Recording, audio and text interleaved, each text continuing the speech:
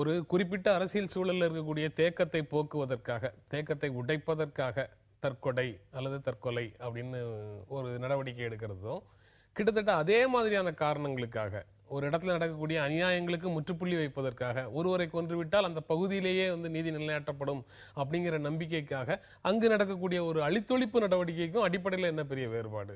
ஆனா ரெண்டுமே நிரந்தரமான சூழல் மாற்றத்திற்கு எடுத்துட்டு போகுமா அப்படிங்கிறது மிகப்பெரிய கேள்விதான். இல்லை, நான் முழுக்க முழுக்க உங்களுடைய இந்த கேள்வியோட உடன்படுறேன். எனக்கு இல்லை கருத்து மாறுபாடு ரெண்டு ஒன்றுதான் தான் நான் நினைக்கிறேன்.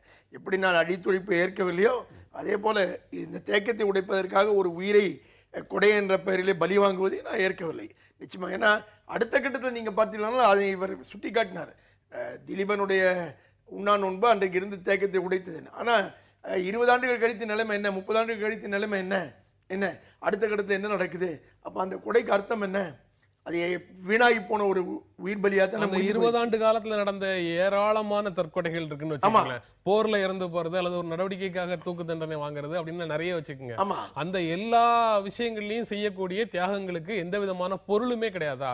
அப்படின்னா எந்த போராட்டத்துக்குமே எந்த ஒரு பொருளும் இல்லைன்னு ஆயிடாதா? இல்ல நீங்க வன்முறை நாம் விரும்பியோ விரும்பாமலோ சம்பந்தப்படுகிற எல்லா போராட்டமும் கடைசியில் எந்த விதமான தீர்வை நோக்கி நம்ம இட்டு செல்லலைன்னு நம்ம திரும்ப திரும்ப முடிவு காண வேண்டியிருக்கு. தொடர்ந்து இந்த அறவழி என்று சொல்வது நைந்து போன ஒரு சொல்லா இருந்தாலும் கூட, அது வருத்தமா இருந்தாலும் கூட, அப்படி ஒரு வேறு மாற்று சொல் இல்லாமல் இருக்கிறதுனால தொடர்ந்து உயிரோடு இருந்து கொண்டு மக்களை திரட்டி மக்கள் கருத்து நிலைகளை மாற்றி ஒரு மாற்றத்துக்கு உழைப்பது நீண்ட காலத்தில் நிரந்தரமான மாற்றங்களை நோக்கி அழைத்து செல்கிறதே தவிர இவையெல்லாம் தற்காலிக மாற்றங்களை ஏற்படுத்துகின்ற நிரந்தர மாற்றங்களை ஏற்படுத்தலை. அப்போது ஏற்படக்கூடிய தற்காலிக மாற்றங்கள்னால சுய இன்பம் அடைகிறோம் அல்லது கிளர்ச்சி அடைகிறோம் அப்படிங்கறத தாண்டி எந்த பலனும் இல்லை அப்படிங்கிற பார்வையை நீங்க எப்படி பாக்குறீங்க? அறத்திற்கே அன்பு சால்ப என்பர், மரத்திற்கும் அகுதே துணை என்றார் வள்ளுவர். இங்க முக்கியம் மக்கள் மீது கொண்ட அன்பு, லட்சியத்தின் மீது கொண்ட அன்பு, நேசம். அது இல்லாத ஒருவரால் தன் உயிரை இழப்பதற்கு முன்வர முடியாது. அந்த உயிரிழப்புகள் வீண் என்று நாம் கருத வேண்டாம். ஏனென்றால் வரலாறு ஒரு செங்குத்தான மாடிப்படி போல் ஏறி செல்வதில்லை. கடல் அலைகளைப் போல் அதில் ஏற்றங்களும் வற்றங்களும் உண்டு. வரலாற்றில் பல பின்னடைவுகள் உண்டு. பாலத்தீன போராட்டத்தில் நம்ம இதை கண்கூட பார்க்குறோம். வியட்நாம் போராட்டத்திலையும் பார்த்தோம். உங்களுக்கு பிரெஞ்சுக்காரனுக்கு பிறகு அமெரிக்காக்காரன் ஆக்கிரமிச்சான். தின்பின் ஃபூ தியாகம் வீண் நம்ம சொல்றோமா?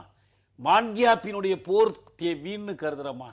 வரலாறு, நீண்ட வரலாற்றில், மனிதகுல வரலாற்றில் இது போன்ற பல சம்பவங்களுக்கு நடுவில் தான், பல சிக்கல்கள், இழப்புகள், பின்னடைவுகளுக்கு நடுவில் தான் மாவோ சொன்னது போல போராட்டம் தோல்வி, மீண்டும் போராட்டம், மீண்டும் தோல்வி, இறுதி வெற்றி கிட்டும் வரை என்ற அந்த பாதையில் தான் விடுதலை போர்கள் நகர்கின்றன.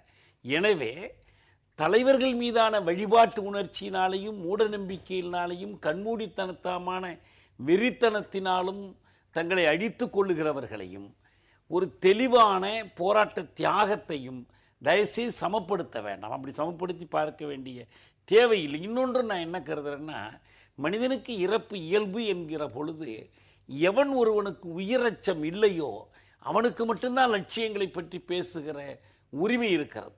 எனக்கு சாவச்சம் இல்லை என்று தெளிவாக சொல்வது மட்டுமல்ல, அதை நடைமுறைப்படுத்தணும், மெய்ப்பித்து காட்டுவது. ஒருவருக்கு பதிலாக 100 பேரை அந்த இடத்திற்கு கொண்டு வரும் என்று நான் உறுதியா நம்புறேன். சாவச்சம் இல்லை, அதனால ஒரு லட்சியத்துக்காக போராடுறோம். ஒரு குறிப்பிட்ட லட்சியத்துக்காக ஒரு குறிப்பிட்ட காலம் வரைக்கும் போராடிய பிறகு நாம இது நாள் வரைக்கும் வந்த பாதை தவறு அப்படின்னு முடிவு செய்துட்டு திரும்பி வருவதற்கு ஒரு துணிச்சல் வேணும். ஆமா, திரும்பி வர்றதுக்கு ஒரு துணிச்சல், உயிர் பாக்கி இருக்கணும். ஆனா நீங்க முதல்ல 20 வயசுல ஏற்றுக்கொண்ட லட்சியத்துக்காக நீங்க உயிரையே இழந்திருந்தீங்கன்னா திரும்பி வருவது. இதை நம்ம எப்படி பார்க்கணும்னா, ஒருவரின் அனுபவத்தை அவரே கற்றுக்கொண்டு அவரே திரும்பி வருவதாக பார்க்க கூடாது. இதை ஒரு தொடர்ச்சியாக பார்க்கணும், ஒரு இயக்க முழுமையாக பார்க்கணும். ஒரு போராட்டத்தில் 1000 பேரை உயிர் பலி கொடுத்து நாம் ஒரு பாடத்தை கற்றுக்கொண்டு முன்னேறுகிறோம் என்றால் அந்த 1000 பேருடைய ஈகம் இந்த பாடத்தை கொடுத்துருக்கு. அந்த 1000 பேர் பத்திரமா அப்படியே இருக்கணும். என்கிட்ட காவல்துறையில் விசாரிக்கும் போது சொல்லுவாங்க, புரட்சி தவிர்க்க முடியாது தானே தியாக, சரி அது நடக்கும்போது நீங்கள் இருக்க வேண்டாமா அதை பார்க்கறதுக்கு? செத்து போயிட்டீங்கன்னா எப்படி அதை பார்க்க முடியும்பாங்க. இங்க ஒவ்வொரு தனிநபர் பிரச்சனையா இதை பார்க்க கூடாது. மக்கள் இயக்கம் வரலாறு என்று பார்க்கும்போது இழப்புகளால் கிடைக்கிற படிப்பினைகள் நான் போயிருந்தாலும் அது சமூகத்துக்கு பயன்பட்டிருக்கும். அது பெருசா நம்ம கருத. நான் ஒண்ணு மட்டும் கூடுதலா சொல்லிடுறேன். அழித்தொழிப்பு என்பதை ஏற்றுக்கொள்ளவில்லை. நானே அதிலிருந்து மாறி வந்திருக்கிறேன். ஆனால் அழித்தொழிப்பு என்பதை முதன்மை ஒற்றை வடிவமாக ஏற்றுக்கொள்ளாமல் போவது வேறு. ஒரு உண்மையான மக்கள் போராட்டம், அறப்போராட்டம் அல்லது போர்க்குணமுள்ள மக்கள் போராட்டத்தினுடைய ஒரு கூறாக அது வருகிற பொழுது ஏற்றுக்கொள்வது வேறு. ரெண்டுக்கும் வித்தியாசம் இருக்கு. நீங்க எப்படி பாக்குறீங்க?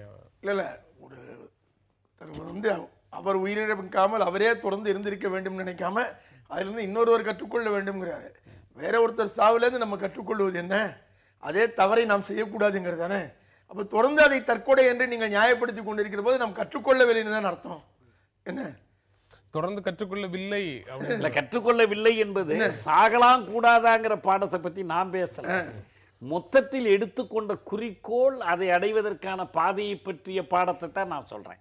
இப்போ நீங்கள் வீரத்தெலங்கானா போராட்டம் நடந்துச்சுது 46லேருந்து 52 வரைக்கும்னா அதனுடைய படிப்பனைகள் பின்னால் நடக்கக்கூடிய ஸ்ரீகாகுளம் போராட்டத்திற்கு பயன்படுது. அதனுடைய ஸ்ரீகாகுளம் போராட்டத்தினுடைய படிப்பினைகள் இன்னைக்கு சத்தீஸ்கரில் நடக்கக்கூடிய போராட்டத்திற்கு பயன்படுது.